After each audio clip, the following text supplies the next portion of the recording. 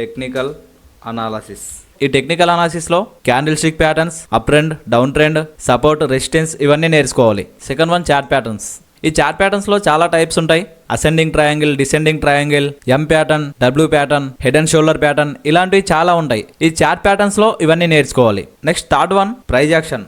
ఈ ప్రైజ్ యాక్షన్లో support, resistance, supply zone, demand zone ఇవన్నీ నేర్చుకోవాలి. So price action is the backbone of stock market. Next fourth one risk management. So risk management అంటే నువ్వు ఒక ట్రేడ్లో ఎంత అమౌంట్ని రిస్క్ చేస్తున్నావు, స్టాప్ లాస్ ఎక్కడ పెడుతున్నావు అండ్ టార్గెట్ ఎక్కడ పెడుతున్నావు ఇవన్నీ నేర్చుకోవచ్చు. సో సింపుల్గా చెప్పాలంటే మీ దగ్గర ఎంతైతే క్యాపిటల్ ఉందో ఆ క్యాపిటల్లో ఓన్లీ 2% మాత్రమే రిస్క్ తీసుకోండి per trade. So next one వచ్చేసి సైకాలజీ. నువ్వు ఒకసారి ఎంట్రీ తీసుకున్న తర్వాత stop loss and target set చేస్తావు కదా, మధ్యలో మళ్ళీ స్టాప్ లాస్ టార్గెట్ అడ్జస్ట్మెంట్ చేయొద్దు.